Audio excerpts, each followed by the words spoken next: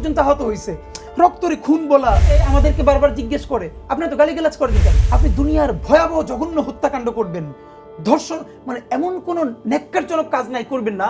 এগুলো করবার পরে আপনি শান্তিনিকেতনী টোনে যখন কথা বলবেন, এত জোরে বলবেন না, ধীরে তাললয় মেনটেন করে আপনি রবীন্দ্রসঙ্গীত গাইবেন দুলে দুলে, তখন আপনার সমস্ত এই অকাজগুলো ঢাকা পড়ে যাবে।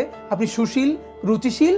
আর আমরা হইলাম সেই নজরুলের বাচ্চা কাচ্চা পোলাপান যারা এই সমস্ত সুশীলতাকে উল্টাইয়া দিয়া নতুন বাংলাদেশ তৈরি করছে। সুতরাং আমাদের জবানরে তো আপনারা শান্তিনিকেতনী জবান বানাইতে পারবেন না। এই নজরুল ওই আমলেও কবি হয়ে উঠতে পারে নাই, তখনও বড় বড় যারা কবি চিন্তিত ক্রিটিক তারা বলছে নজরুলের গুলো হয় না, সে রক্তরে খুন বলে, রবীন্দ্রনাথ পর্যন্ত আহত হয়েছে, রক্তরে খুন বলা মানে কেমন অফেন্সিভ লাগে না? তো এই যে আমাদেরকে বারবার জিজ্ঞেস করে আপনি তো গালিগালাজ করেন কেন, তা আমি বললাম তাহলে আপনাদের কি মনে হয় প্রচুর চুমা দিলে হাসিনা নাইমে যেত প্রচুর রবীন্দ্রসঙ্গীত গাইয়া? তা আপনারা তো প্রচুর রবীন্দ্রসঙ্গীত গাইয়া মাথা দুলাই দুলাই প্রতিবাদ করছেন, হাসিনার গণহত্যারে থামাইছেন না কোনটা করছেন? তারা এই করা ছাড়া তাহলে আমরা কি করছি? আমাদের যেই বাচ্চারা গালি দিয়ে হাসিনার নামাইতে পারছে, ওইটা গালি না, ওইটাই মুক্তির মহাকাব্য।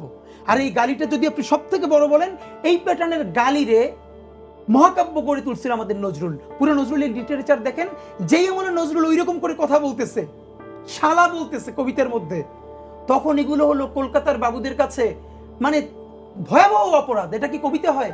নজরুলের কবিতা দীর্ঘদিন পর্যন্ত ছাপা হয় নাই শুধু এই অপরাধে তার। তো তাতে কি নজরুলকে তো আটকানো যায় না? সুতরাং আমাদেরকে এখন যেটা প্রশ্ন করতে পারতে হবে, কোন কোন সংস্কৃতি কর্মী, কোন কোন সাংবাদিক এই হাসিনার ফ্যাসিবাদকে লেজিটিমেসি দিয়েছিল?